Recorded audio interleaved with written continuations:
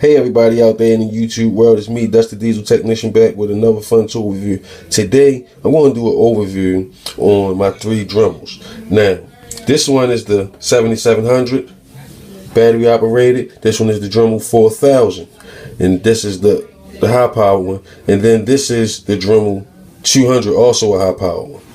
Now, the differences in these tools, the most important differences is it's a few differences, but the most important ones are the fact that, okay, this one here goes from a range of 5,000 RPM to 20,000 RPM. Okay, on the low, you're running at about 5. On the high, you're running at about 20. Now, the importance of that 20,000 RPMs when you are sanding a metal surface, like on your tools, like for instance, let me get them. I resurfaced this morning these pair of channel lock lineman pliers here. If you can see where my finger is here, this was the color of this tool at the top. Here you can see the oxidation in the color, the discoloration from rust and oxidation. Well, up here, I sanded it down with this, the 7700 on 20. At 20,000 RPM, it sands it down and it gives it a nice shine. Okay, but before I did this, I made the mistake and I used the 200. Now, let me explain something to you. This one is corded. This one is battery operated, so this one is more powerful. Okay, this one runs at 15 on the low, 15,000 RPM on the low, to 35,000 RPM on the high. So, you know, this one runs a lot higher. Okay. Now, what I found is that on the low, it's too low to sand a metal surface like this. Okay. And on the high, it's way too high to sand a metal surface such as this, tool metal.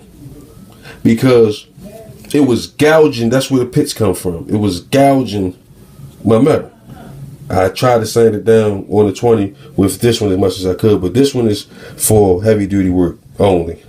If you want to run it on the high now. If engraving, yeah, you can run it on the high all day and you'll get better control. Stuff like that, heavy duty work. But this I would not use for sanding metal, so I would not use this for sanding metal.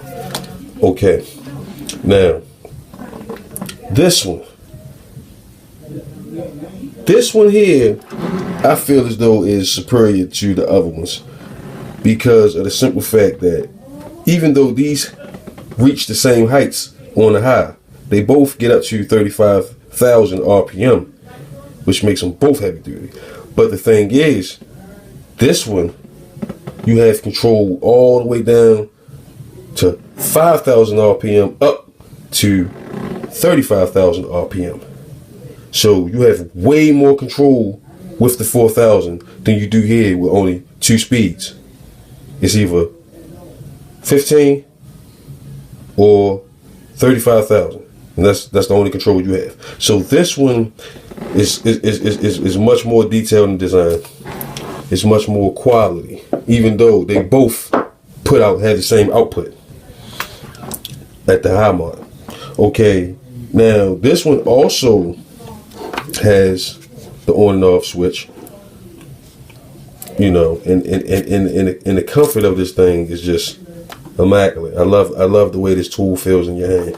I love the way it fits, and the way that you can just see the speed that you at is incredible for control. But yeah, if I were going to use these for something, I would use this one for sanding. This one is immaculate for sanding. 20,000 when you sanding metal works real good when you sanding hard metal. Okay, and this one is even better because you can get to that 20,000. If you need a little bit more, you can go higher. If you need a little bit less, you can go less. So this one can do what this one do. The advantage this one gives you is that you can take it somewhere where this one wouldn't have power and you would have power because it's battery operated. The advantage you have with this one is that you would have an endless supply of power because it's corded. So that's the pros and the cons of the two. This one, heavy duty work only, I would do because the low seems too low. Now for metal work, and the low may work for shaving metal. I mean for woodwork. Excuse me, for woodwork, it's probably good for shaving wood on a low RPM, but not good for sanding metal. I'm gonna say that. But it still gets up to the high. You can engrave and you can cut off bolts with it. So it's a good tool to get if you want to do stuff like that. So that's my overview on these tools, man. And before I go, I didn't put the accessories in here because I wanted to talk about the tool and not the accessories. If you're a craftsman, you'll know how to use those accessories. I don't have them here with me anyway. I got them in my car. So, but I wanted to make it about the tool itself. So that's my overview.